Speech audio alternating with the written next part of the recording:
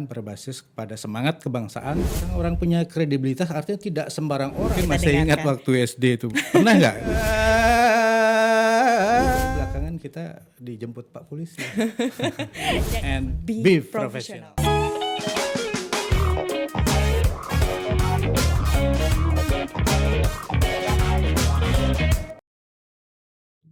Halo pemirsa PDF Insiders di podcast Dwi Genre Foundation kembali hadir ke hadapan Anda dan pastinya ada saya Imirah yang akan mengajak Anda untuk mengulas topik menarik bersama narasumber kita. Dan pada kesempatan ini Mira bersama Bapak Iwayan Kotaniarta selaku Dekan Fakultas Ilmu Komunikasi dan Bisnis Universitas Dwi Genre. Jadi pembahasan kita nggak jauh-jauh dari komunikasi ya, karena kita akan membahas terkait dengan penguatan komunikasi kebangsaan di era digital ini. Kalau gitu kita sapa dulu narasumber kita.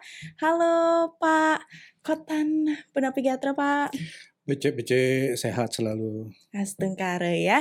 Jadi pemirsa, jadi Pak Dekan ini kerap disapa Pak Kotan ya Pak. Gaulnya disapa Pak ya. Pak Kotan, ya boleh. Boleh Pak Kotan. Jadi Pak, sebelum kita bakal membahas lebih jauh terkait dengan komunikasi, sebenarnya ada apa nih Pak dengan kondisi kebangsaan kita di era digital ini, Pak? Baik, ada satu latar belakang tersendiri. Saya kira berbicara mengenai komunikasi kebangsaan ini ada beberapa fenomena, beberapa fakta-fakta di lapangan yang kita temukan. Kita tahu di masyarakat, di berbagai media itu sering kita lihat, kita dengar berbagai berita bahwa ada berbagai konflik-konflik yang bermuatan sara. Iya, benar. Bermuatan perbedaan-perbedaan kelompok, golongan, kepentingan dan sebagainya, sehingga ini memerlukan satu atensi kita semua. Dan masalah kebangsaan ini tidak satu barang yang sekali jadi, tapi ini satu hal yang harus kita terus rawat, kita harus bina sekarang, nanti, dan seterusnya. Seperti itu. Baik. Nah, kalau melihat realitas juga Pak, ngomongin soal kebangsaan, kan selain Bapak bilang tadi adanya perbedaan jadi pemicu perpisahan gitu ya, atau perpecahan yang terjadi. Selain itu, hoax juga masih banyak ya kalau menurut Bapak saat ini melihat Pak, bagaimana? Ya luar biasa, sekarang dengan di era digital, artinya kita sudah menggunakan cara dan teknik berkomunikasi tidak konvensional lagi seperti itu, sehingga kita menggunakan berbagai media yang canggih sekarang, salah satu smartphone, gitu kan, media sosial. Konten media sosial sekarang luar biasa. Tetapi di satu sisi yang kita bisa dapat manfaatnya secara positif, tapi juga di lain sisi ada dampak-dampak negatifnya. Ada berita-berita hoax, ada berita atau informasi tentang kebencian, pencemaran nama baik dan sebagainya. Ini satu hal yang harus mendapatkan perhatian kita semua dan harus kita jaga, jangan sampai informasi-informasi hoax ini kemudian memicu konflik-konflik yang berkepanjangan di negara kita yang eksistensinya sebagai negara yang beragam, yang beraneka, seperti itu. Oke, jadi bisa dikatakan saat ini masih menjadi kekhawatiran Pak ya situasi berkaitan dengan era digital di mana penggunanya bisa dikatakan belum bijak berarti Pak kalau misalnya kasusnya seperti yang tadi Bapak sampaikan itu nih. Ya dilihat dari sisi efek negatifnya seperti itu. Jadi kita harus waspadai, karena itu kita di masyarakat harus benar-benar bijak menggunakan media sosial. Apalagi sekarang sudah kita terus meningkat ke era digital. Media-media yang dulu konvensional, sekarang televisi, radio sudah ke digitalisasi. Iya. Nah, kalau misal ngomongin tentang kebangsaan juga kalau tadi diulas, apa sih sebenarnya yang terjadi di Indonesia khususnya Pak ya, berkaitan dengan situasi masyarakat di era digital ini. Terus hubungannya dengan komunikasi nih Pak, karena kan mereka menyampaikan segala hal itu dikomunikasikan gitu. Nah, bagaimana menurut pandangan Bapak? Baik, ada beberapa konsep-konsep yang perlu kita tegaskan lebih awal dari komunikasi kebangsaan di era digital ini. Prinsip dasar dari komunikasi kebangsaan itu kan kita berangkat dari negara kebangsaan. Oke, negara. Indonesia adalah negara demokrasi modern yang menganut negara demokrasi kebangsaan. Artinya bahwa Indonesia, warga negaranya, masyarakatnya ingin mendirikan negara berbasis kepada semangat kebangsaan, nasionalisme, di mana dia punya tekad, punya tujuan yang sama dalam Ya. satu negara. Dalam satu negara. Ini yang perlu kita tekankan bahwa di negara-negara lain banyak bangsa-bangsa, tetapi bangsanya sama, tetapi dia eksis dalam berbagai negara, terpecah menjadi berbagai negara. Kita beberapa suku bangsa, golongan yang berbeda, tetapi bertekad dalam satu negara, negara kesatuan Indonesia, seperti itu. Oke, dapat gambaran. Memang sekuat itu ternyata kebangsaan yang dimaksud itu, Pak, ya. Kemudian bagaimana dengan komunikasinya, Pak? Apakah ada komunikasi yang mengkhusus gitu tentang komunikasi kebangsaan atau seperti apa sebenarnya? Baik, nah disitulah tantangan kita sekarang. Untuk merawat semangat kebangsaan ini perlu komunikasi berwawasan kebangsaan, atau komunikasi kebangsaan. Artinya komunikasi di mana pesan-pesan yang disampaikan itu harus bertumpu berdasarkan pada nilai-nilai kultur budaya Indonesia, Pancasila, yang dibingkai oleh Negara Kesatuan Indonesia. Itu prinsip dasarnya. Nah, tentu kalau kita bicara komunikasi, bagaimana strategi komunikasinya untuk membangun semangat kebangsaan ini kita rawat terus-menerus? Ya tentu kita berpatokan pada unsur-unsur komunikasinya, ya kan? Ada komunikatornya. Oke, berarti yang menyampaikan. Ada pesannya. Apa yang disampaikan? Isi. Ada media saluran. Ya. Dan komunikannya. Itu paling tidaklah itu yang unsur-unsur yang kita perlu tegaskan kalau kita bicara mengenai komunikasi kebangsaan. Iya ya, berarti memang poin-poin strategisnya di sana, Pak, ya, ketika komunikasi kebangsaan itu dijalankan. Selain teredukasi, nah bagaimana kita orang yang menyampaikan. Nah, itu mungkin boleh diulas satu-satu, Pak. Karena kan kalau zaman sekarang siapapun bisa memberikan informasi, Pak, ya. Seperti saat ini medianya salah satunya melalui podcast. Tapi di sisi lain di era digital ini lewat manapun bisa tersampaikan, Pak, ya, informasinya. Betul. Nah, mungkin dari komunikator itu apa berarti? Baik, berangkat dari komponen yang pertama yang sangat penting, komunikator. Jadi sumber pesan ini atau orang yang menyampaikan pesan. Nah, agar pesan itu bisa tersampaikan dengan baik dan memenuhi unsur-unsur dalam rangka kita merawat semangat kebangsaan, maka komunikator ini haruslah orang-orang yang punya kredibilitas. Baik, kredibilitas yang dimaksud ini berarti? Orang-orang punya kredibilitas artinya tidak sembarang orang mau bicara di televisi, mau bicara di radio, mau dia menulis artikel di koran misalnya. Nah itu dia harus punya kredibilitas, orang yang cukup dipercaya, apalagi tokoh-tokoh masyarakat. Jadi tidak sekedar menunjuk orang dalam hal ini. Ini akan membawa ekses yang tidak bagus kalau mereka tidak punya kredibilitas tertentu. Kita pilih, kita tunjuk dia sebagai pembicara atau juru bicara dimanapun, misalnya seperti itu.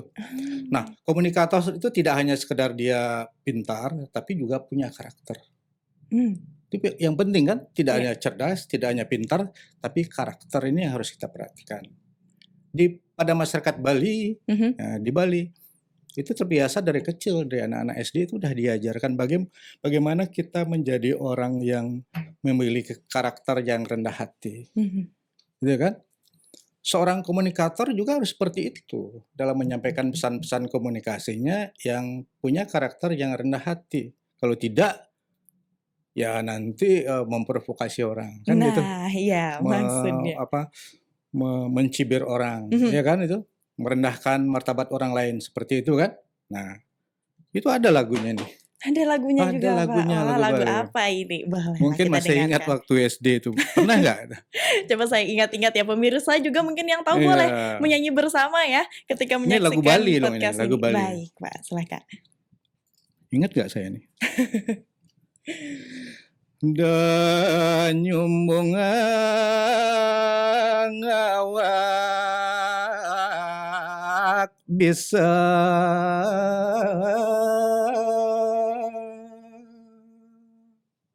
Bisa nggak ngerti kan? Bisa, Pak.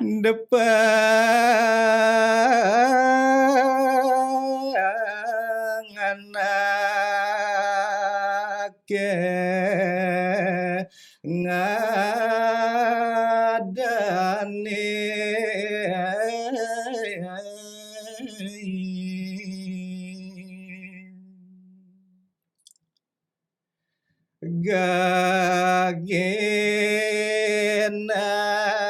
gagenane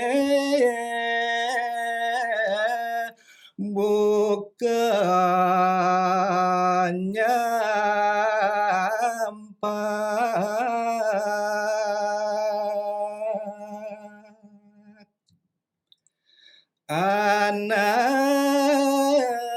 anak saya tumbuh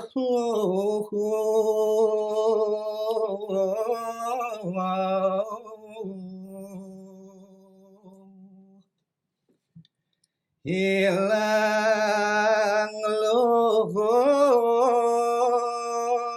kebok kata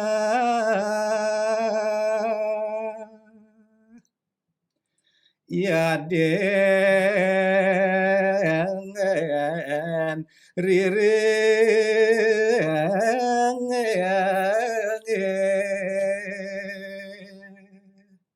nuliu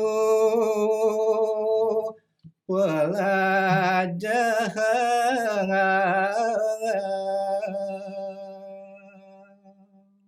Pemirsa tidur ya? Baik. Menikmati ya. Tapi memang untuk lagu Bali ini didengarkan seringnya ketika kecil, Pak ya. Iya, Apalagi benar. bersyukurlah kalau misalnya pemirsa punya orang tua seperti Pak Kota nih. Waduh, setiap hari dinyanyikan ya, Pak ya. Ini salah satu bentuk Iya. komunikasi tradisional. Mhm. Jadi melalui lagu. Ini media juga sebenarnya. Media pembentukan karakter. Nah, salah satunya itulah yang penting. Setiap suku bangsa di Indonesia saya kira Mhm. punya nilai-nilai kearifan lokal Iya, yang benar. penting untuk pembentukan karakter personal. Iya. Ketika itu dijadikan pesan ataupun media pun ternyata bukan menjadi pemecah, Pak ya, tapi Iya, mempersatukan Indonesia mempersatukan. itu. Kemudian Pak, kalau misalnya zaman sekarang nih, ya kalau pemirsa misalnya anak muda yang bisa untuk mengkidung, mungkin bisa Pak ya menyebarkan konten-konten yang berbudaya tapi berisi dari unsur-unsur kebangsaan itu Pak ya? Ya benar itu. Mhm. Jadi media komunikasi tradisional itu masih aktual gitu ya. Mhm. Dan bahkan saya lihat sekarang orang sudah banyak mulai belajar berkidung dengan adanya Iya. media, ada smartphone ini ya, media sosial, sudah mereka eksis di situ kan. Nah, disitulah pentingnya memilih tema-tema itu kan.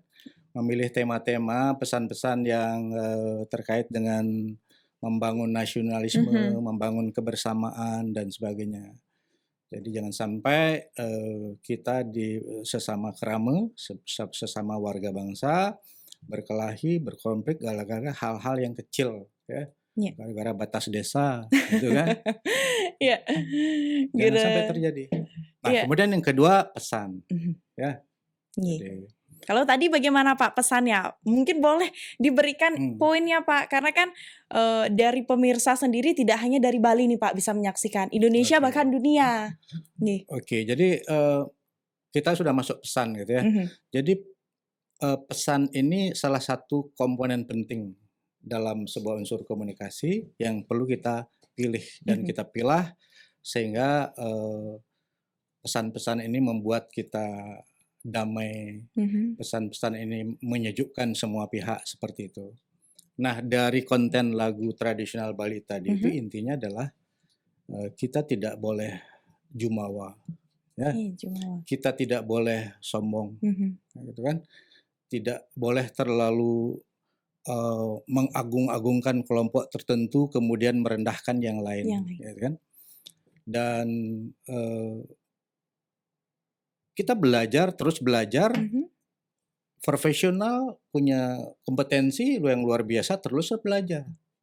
Jadi pelajaran itu tidak pernah habis-habisnya. Jadi tidak boleh sombong, biarkan orang lain yang memberikan penilaian kepada kita, karena ilmu itu sekarang kita pelajari, ilmu pengetahuan sekarang kita pelajari, besok lagi banyak lagi ilmu pengetahuan, tidak habis-habisnya seperti itu. Jadi intinya jangan berhenti belajar. Jadi belajar itu seumur hidup. Ya, long life gitu. education, Pak. Iya. Karena dari pesan ini juga bisa disesuaikan juga, Pak, ya, kalau kebangsaan sebenarnya kaitannya ke seluruh unsur yang ada di kehidupan yang kita lakukan, kemudian kita ketahui di Indonesia ini, Pak, ya. Kemudian Iya. kalau berkaitan dengan media, apakah ini menjadi tantangan atau kemudahan, Pak, di era digital? Oke. Nah, ini dalam membangun komunikasi kebangsaan tentu kita sudah punya atau kita sudah dihadapkan pada berbagai media sekarang ya. Ada media yang konvensional, seperti kita ketahui, media konvensional itu ada televisi, Ya, radio. ada radio, ada surat kabar, ada majalah dan sebagainya. Nah, ini media untuk menyampaikan berbagai informasi, menyampaikan berbagai pesan. Nah, karena itu tantangan media ini luar biasa sekarang, ya kan? Tantangan media ini. Jangan sampai media justru memicu. Nah, ya. ini Media ya. itu justru memicu konflik antar etnis, antar yang berbeda golongan kelompok dalam masyarakat. Ini berbahaya. Karena itulah acuan setiap media itu harus kuat betul. Misalnya di media konvensional televisi dan radio gitu ya. Jadi acuannya adalah harus berpedoman pada P3 SPS namanya. Standarnya. Ya kan? Pedoman perilaku penyiaran dan standar program siaran. Nah, itu sudah ditetapkan oleh KPI itu. Jadi KPI yang memantau kalau ada konten-konten televisi, konten-konten di radio yang bertentangan dengan itu. Apalagi konten-konten yang bertentangan dengan semangat nasionalisme, yang bertentangan dengan konsep-konsep untuk membangun dan mengajakkan negara kesatuan Republik Indonesia. Itu tugas KPI di situ memantau. Untuk Kalau media yang konvensional. Ya, konvensional. Kalau di media Online? Media belum media surat kabar atau itu misalnya itu ada Dewan Pers. Ya. Jadi Dewan Pers ini yang membina para wartawan bagaimana menjadi seorang jurnalis yang baik, yang memiliki atau berbasis pada kode etik jurnalistik. Nah, jadi seorang wartawan itu harus taat dengan asas kode etik jurnalistik sehingga dia tidak akan keluar dari frame negara kebangsaan, memelihara, menumbuhkan dan mengembangkan semangat kebangsaan ini secara terus-menerus. Nah, kalau di media sosial, kekinian sekarang ini. Inilah tantangan kita sekarang ini. Tidak ada seperti KPI untuk ada SOP mengawasi televisi, radio. Tidak ada Dewan Pers untuk mengawasi berbagai aktivitas jurnalisme di media surat kabar misalnya. Nah, kalau di media sosial kan hanya berpedoman kepada undang-undang ITE saja. ITE. Undang-undang ITE. Dan kalau kita melanggar itu ya bisa terkena melanggar dikenakan pidana dan sebagainya. Itu Pak Polisi nanti yang. Nah, karena itulah yang paling penting di media sosial ini sekarang adalah harus ada penguatan literasi media. Ini harus ada penguatan literasi media. Artinya kita bijak menggunakan media sosial, kita semakin cakap menggunakan media sosial. Sebab kalau tidak, ini berbahaya. Jadi berbahaya bagi penggunanya sendiri. Sebab kalau media sosial itu kan tidak seperti media sosial biasa kan, media konvensional.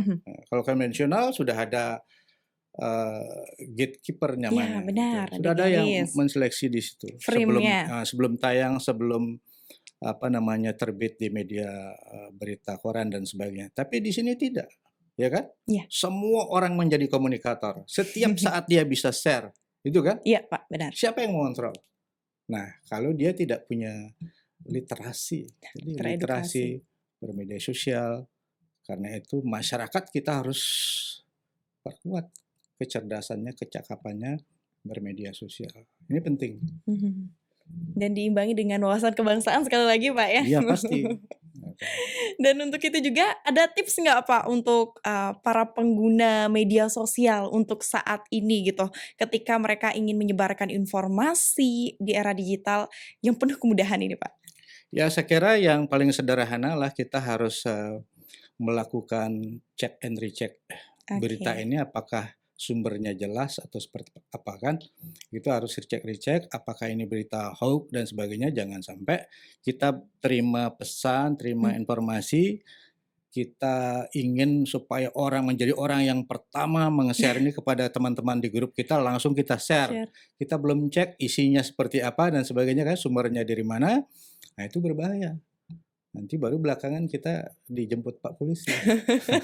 Jangan sampai ya, pemirsa ya. Nah, itu. Dan dari selain komunikator, masyarakat juga menjadi komunikan. Nah, bagaimana Pak untuk hal tersebut? Oke, jadi salah satu komponen penting dalam proses komunikasi itu adalah komunikan. Jadi komunikan itu adalah orang yang menerima pesan itu sendiri. Bagi komunikator, orang yang menjadi sumber informasi akan menyampaikan pesan kepada penerima pesan atau komunikan, itu harus mempelajari betul, memetakan betul siapa yang diajak bicara. Pesan ini konsumsinya siapa. Ini harus dipetakan dulu oleh komunikatornya. Oh, ini pesan yang akan disampaikan untuk kalangan anak-anak, ya kan? Umur. Oh, ini pesan yang akan disampaikan untuk kalangan remaja, untuk orang dewasa, untuk orang tua dan sebagainya. Oh, ini pesan yang cukup sensitif, ya kan? Kalau tidak benar nanti menguraikan, menjelaskan, ya kelompok A bisa tersinggung, kelompok B bisa tersinggung, salah paham. Karena itulah kita sekarang kan sudah banyak melihat beberapa komunikator atau orang yang menyampaikan pesan-pesan di media sosial itu sudah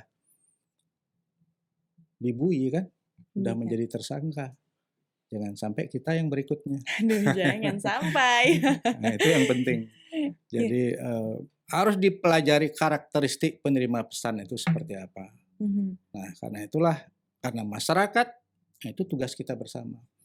Seperti yang saya katakan tadi, tugas dari lembaga institusi pendidikan, terlebih orang-orang komunikasi seperti itu ya, harus membuat program-program untuk mengedukasi masyarakat ya.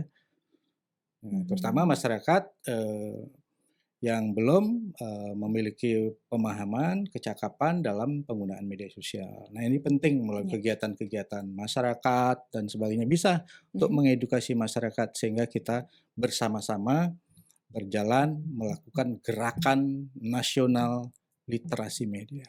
Baik, luar biasa. Jadi dari komunikasi kita akan menyinggung literasi juga. Tapi Pak, sebagai penutup mungkin ada hal yang harus pemirsa tahu nih berkaitan dengan topik menarik kita di komunikasi kebangsaan di era saat ini nih Pak. Baik, sebagai penutup, sebagai closing, bahwa kebangsaan, sikap karakter nasionalisme itu tidak sekedar konsep. Dan itu tidak perjuangan sekali jadi pada 17 Agustus tahun 1945 dan 18 Agustus 45 ketika Undang-Undang Dasar 45 ditetapkan, di mana konten kebangsaan itu ada di situ.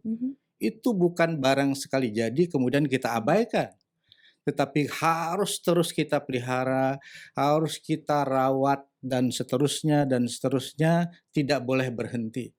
Nah, kalau kita sudah mengabaikan perawatan itu, maka akan berkarat, maka akan terjadi gesekan, terjadi konflik dan sebagainya antar masyarakat. Nah, ini yang kita tidak inginkan. Karena itulah komunikasi itu penting dalam kehidupan bernegara. Dalam kehidupan berpolitik itu penting. Kenapa? Karena komunikasi itu adalah rohnya pengelolaan negara. Tanpa komunikasi tidak jalan peredaran darah, itu sama dengan manusia. Jadi kalau darah manusia itu tidak beredar dengan baik di seluruh tubuh kita itu akan muncul berbagai penyakit, bukan? Iya. Ya, muncul kanker di mana-mana kan begitu karena tidak jalan darahnya. Dalam pengelolaan negara juga begitu, harus komunikasi itu adalah darahnya. Ya, apalagi yang lebih serem kita sebut ada komunikasi politik gitu ya. Nah, disitulah harus jalan itu komunikasinya sehingga tidak mandek di sana sini, baik antar lembaga negara, pemerintah dengan rakyatnya, rakyat dengan secara vertikal, horizontal, maka itu harus kita terus perbaiki, kita harus rawat bersama-sama. Itu tanggung jawab kita semua. Terima kasih. Terima kasih luar biasa Pak Kotan.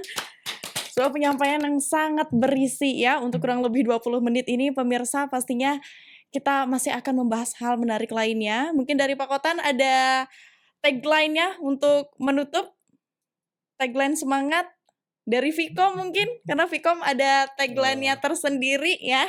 Jadi Insara selalu menghadirkan narasumber yang sangat luar biasa untuk dapat memberi semangat untuk kita semua. Oke, tagline kita di Vkom saya kira juga relevan dengan ini ya. Iya. Be smart, be creative, and be professional. Baiklah, luar biasa. Demikian untuk Inside Us di podcast Dwi Genre Foundation kali ini bersama Ayu Mira, dan sampai jumpa pada PDF selanjutnya. Bye!